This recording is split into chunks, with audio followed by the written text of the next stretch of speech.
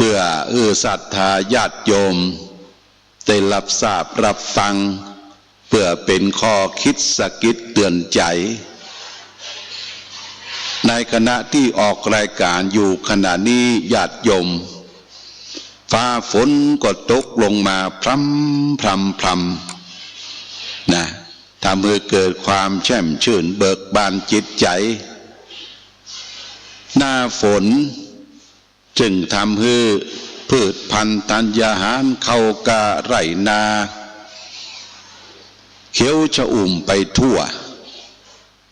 แต่ต้นไม้ใบหญ้าก็วุดขึ้นมาได้ญาติโยมสัตว์ที่มีชีวิตก็เลี้ยงรอกกระรอกกระแตอย่างต่างๆก็นกหนูก็ตื่นขึ้นมาดินยีสี่ไข่กับฟ้ากับฝนที่ตกลงมากลางต้งกลางนาก็มีเขียดมีกบมีอึ่งเศร้าญาติโยมนะน้ำฝนนี้เป็นน้ำอมฤตที่ตกลงจากสวรรค์ฟากฟ้าเนี่ยญาติโยมลองมันตกสู่ใส่หลังคาตอนขณะเนี้ยคงจะได้ยินเสียงส่าเนี่ยเป็นน้ำฟ้าน้ำฝนบางเฮาเนี่ยนะญาติโยมเป็นบ้านจุ่มบ้านเย็นบ้านเห็นบ้านล่าบ้านห้าบ้านลงเนอะโอ้จุ่มเย็น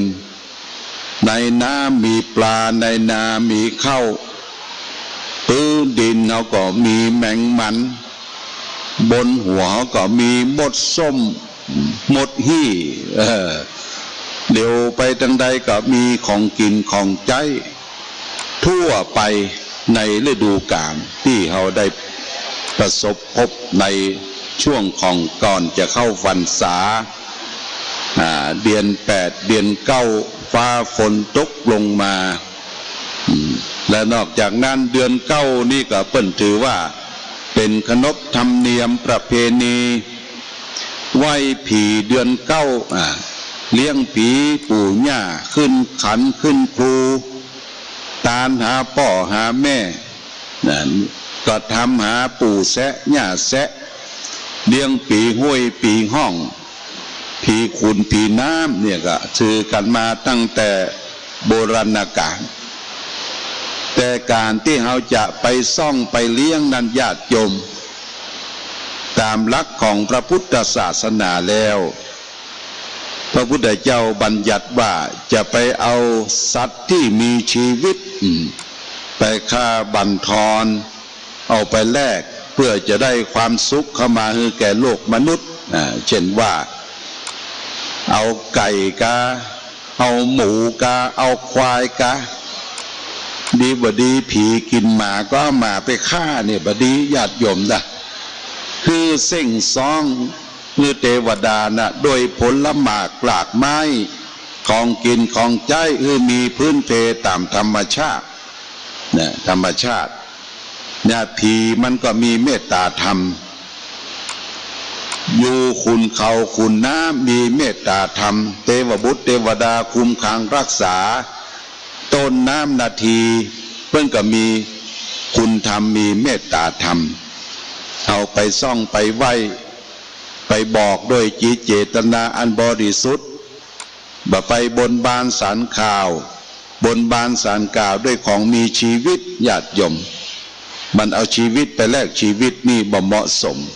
พระพุทธเจ้าบัดสรรเสริญเรื่องการที่จะไปเส้งไปซ้องบนบานสารกล่าวในสมัยครั้งพุทธกาลพระองค์ก็ได้ชี้แจงเรื่องนี้ว่าบ่เห็นจักเป็นการสมควรเพราะสัตว์ทุกตัวนั้นรักตัวกลัวตายในญาติโยมนะรักตัวกลัวตายเหมือนกับเฮาและท่านอย่างนกหนูต่างๆนกที่มาอาศัยพอเดินใกล้เข้าไปมันบินหนีสัตว์ต่างหลายก็วิ่งหนีงูนี่ก็ยังมันก็เป็นสัตว์ที่น่าเวทนาน่าเรียกว่าบ่ไปทำร้ายมันหันคนเนี่ยมันวิ่งเข้าป่าเข้ารกเข้าพงไปเข้ารกเข้าพงไปญาติโยมเอามีจิตเมตตามีกรุณาต่อสรรพสัตว์ทั้งหลายเราก็จะมีเมตตาธรรม เกิดขึ้นในจิตในใจเฮาในญาติโยมวันนี้ก็จะมาเล่าเรื่องปูต่อเมื่ออาทิตย์ที่แล้ววันที่แล้วก็คือเรื่องของการที่พระพุทธเจ้าตอนที่เป็นเจ้าชายสิทธัตถะพระสิทธัตถะได้ออกทรงผนวดออกบวชได้ทรมานร่างกายโดยอัตตกิลมัฏฐานุโยคคือบาฉันเข้าบาฉันอาหารเพื่อจะทรมานให้เห็นทุกข์เห็นภัยก็พญาอินทร์มาดีดพิณสามสายให้ฟังว่าสายพิณสายที่นิ่งมันเข่งมันตึงเกินก็บ่สามารถที่จะทำมาอย่างเกิดความสำเร็จเป็นการปุดกันขาดได้สายพิณสายที่สองมันหย่อนยานเกินเสียงบ่เพราะบ่ม่วนเช้าชามเย็นชามเนี่ยอย่างเลยเตยเอาไว้ให้ก่อนก็เนี่ยอย่างบัดตันเปิ้นบอกว่าทั้งทางโลกและทางธรรมก็บ่เกิดเป็นผลสำเร็จได้สายพิณสายที่สามคือสายที่บ่เข่งและบ่ตึงเกินเป็นทางสายเอกเรียกว่าทางมัชฌิมาปฏิปทาทางมักมีองค์8ประการมักมีองค์8ประการเนี่ยเป็นหนทางของพระอริยะเจ้าทั้งหลายที่จะเดินทางไปสู่มรรคผลนิพพานมักมีองค์8ประการนั่นก็คือมีความเห็นชอบเรียกว่าสัมมาทิฏฐิมีความเห็นชอบคือเห็นอริยสัจสี่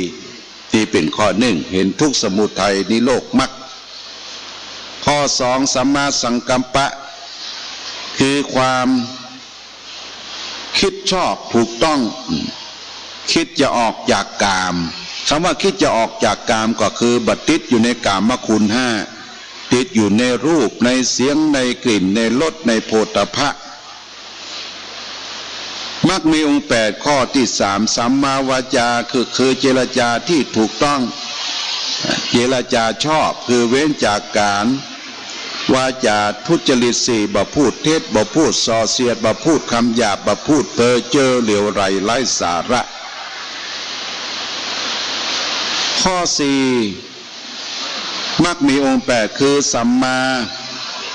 กัมมันตะสัมมากัมมันตะคือปฏิบัติถูกต้องคือพยายามละเว้นจากเจตนาอันที่จะเบียดเบียนสัตว์ฆ่าสัตว์ประพฤติศีลเพชรธรรมโดยเฉพาะอย่างยิ่งก็ศีล5สัมมาอาชีวะคือเว้นจากการเลี้ยงชีวิตของตนเองโดยทางที่ผิดไปหลอกไปลวงแบบไปคดไปโกงเบียดบังของคนอื่นข้อ7สัมมาสติมีความระลึกชอบคือระลึกในสติปัฏฐาน4แต่สัมมาสมาธิมีความตั้งใจชอบตั้งใจประพฤติปฏิบัติและก็อยู่ในฌาน4ประการเนี่ยญาติโยมเมื่อพระองค์จับทางสายกลางถูกทางมักมีองค์8ประการพระองค์ก็ว่าตอนนี้ร่างกายมีแต่หนังหุ้มกระดูกชูผอมก็สมควรที่จะกลับมาเสวยพระกยาหารเพื่อให้ร่างกายกับใจไปพร้อมกันญาติโยมกายกับใจนี่ต้องไปพร้อมกันนะคือใจสู้กายบ่สู้ก็บ่สามารถที่จะดำเนินทะลงตนตัวอยู่ได้พระองค์ก็จำเป็นจะต้องกลับมาเสวยพระกยาหารเริ่มฉันน้ำฉันอาหารตอนที่กลับมาเสวยพระกยาหารเนี่ยปัญจวัคคีย์5 ตนได้ไปสลนได้ประหันเข้าใส่เข้าใจผิดคิดว่าพระองค์คลายจากความเพียรเวียนมาเป็นคนมากๆเสียแล้วปากันผิดหวังที่พระองค์บ่ได้กระทำตนให้เป็นผลสำเร็จในมรรคผลนิพพานว่าผิดหวังบุเฮา ปล่อยปฏิบัติดับใจดูแลตั้งน้ำร้อนน้ำดื่มน้ำฉันปัดเพี้ยวปัดกวาดต่อไปเขาก็บ่ต้องเนี้ยปากันละพระองค์เถอะก็ปากันหนีจากที่พระสิทธัตถกุมารประพฤติปฏิบัติธรรมจากที่พุทธคยาเดินทางไป200 กว่ากิโลไปสู่เมืองพาราณสีป่าอิสิปตนมฤคทายวันเป็นที่อยู่ของเก้งของกวางในป่านี้การที่ปัญจวัคคีย์ได้ละจากพระองค์หนีจากพระองค์ไปก็เป็นผลดีการหนึ่งที่ว่าปัญจวัคคีย์ได้หันได้เห็นพระองค์ทรมานร่างกายคลายจากความเพียรจากการทรมานร่างกายก็มาเป็นผลสำเร็จเรียกว่าอัตตกิลมัฏฐานุโยคนั้นเป็นที่นิยมทำกันในสมัยก่อนพุทธกาลเป็นที่อวดอ้างกันทรมานร่างกายถ้าใครว่าประสบความสำเร็จก็จะอ้างเอาปัญจวัคคีย์เป็นอาทิเป็นตัวอย่างว่ามันไปเป็นผลสำเร็จเอาเป็นพยานเสร็จแล้วพระองค์เมื่อปัญจวัคคีย์หลีกลี่หนีไปพระองค์ก็ต้องทรงบำเพ็ญธรรมโดยสมณธรรมของพระองค์เองก็นั่งนิ่งอยู่ที่ปืนเกาไม้โพสไลในขณะช่วงวันนั้นเป็นวันเจ้าวันวิสาขะปุรณมีดิถีพระจันทร์เพ็ญเดือน6มีนางหนึ่งชื่อว่าพระนางสุชาดา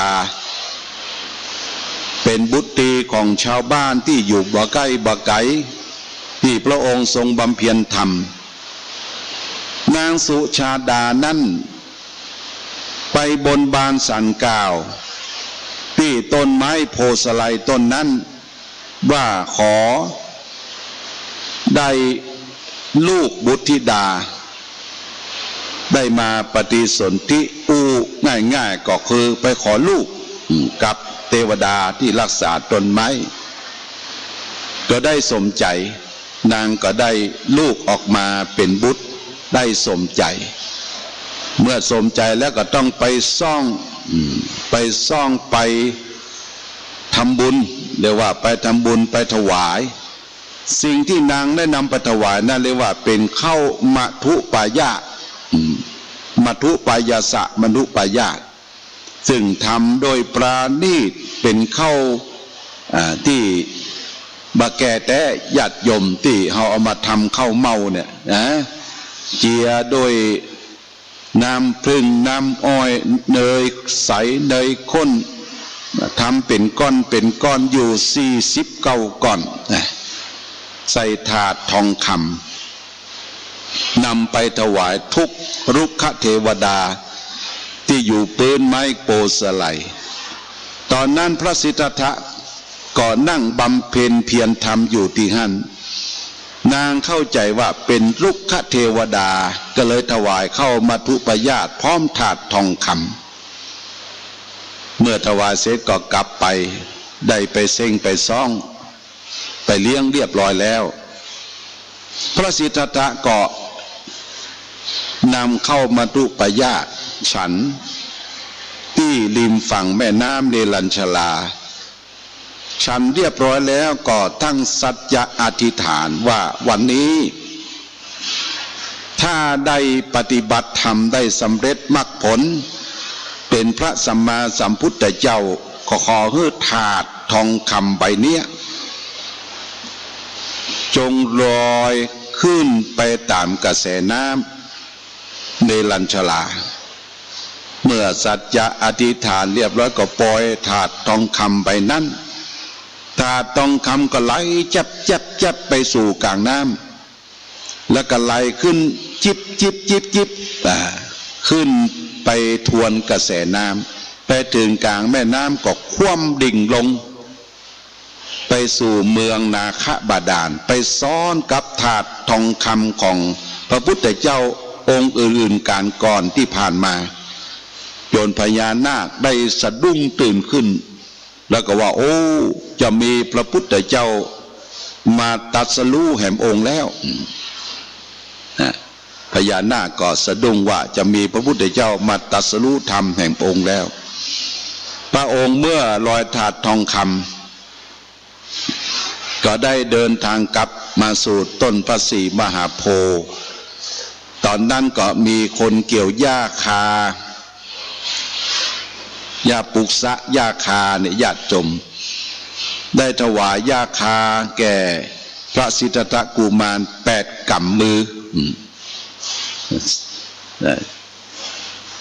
ใจถวายหญ้าคา8 กำมือแก่พระสิทธัตถกุมาร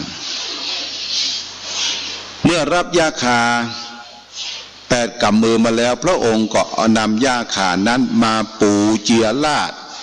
ที่ใต้ต้นพระศรีมหาโพธิ์ของนายโสธิยะพราหมณ์ก็สัจจาธิษฐานว่าวันนี้จะนั่งบำเพ็ญเพียรธรรมณที่นี้ถึงแม้ว่าร่างกายหรือเลือดเนื้อจะเหือดแห้งไป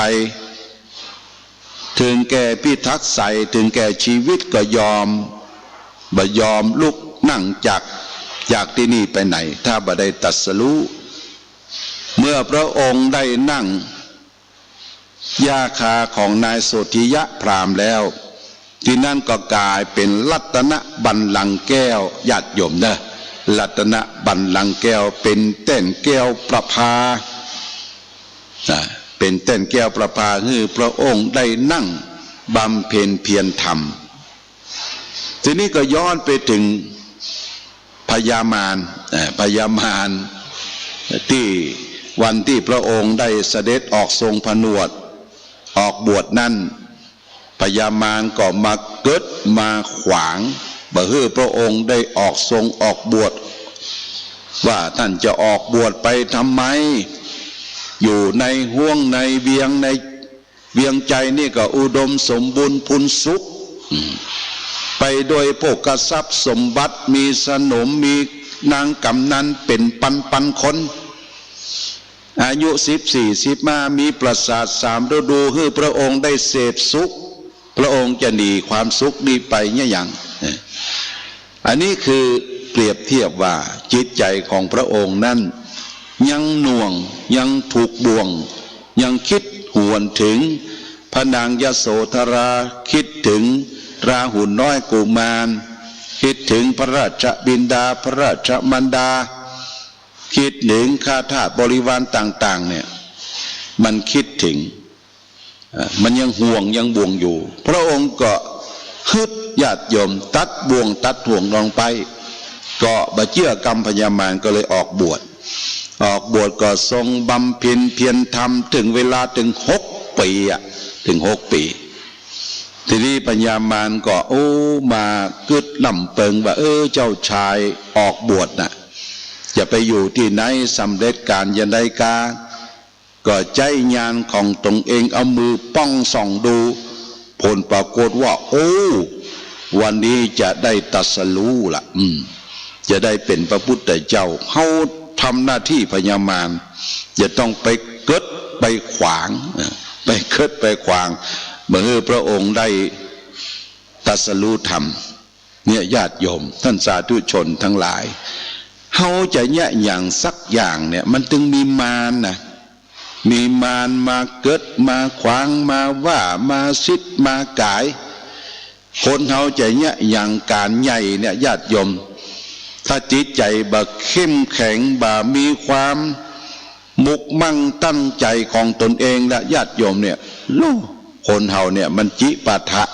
ลมปากคนนั้นว่าดีคนนี้ว่าอัน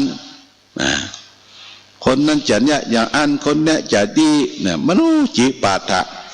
ผู้นำนี่สำคัญภาวะผู้นำจะต้อง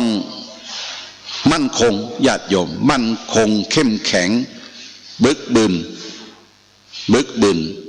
อ่อนนอกแข็งในผู้นำนี่จะต้องอ่อนนอกแข็งใน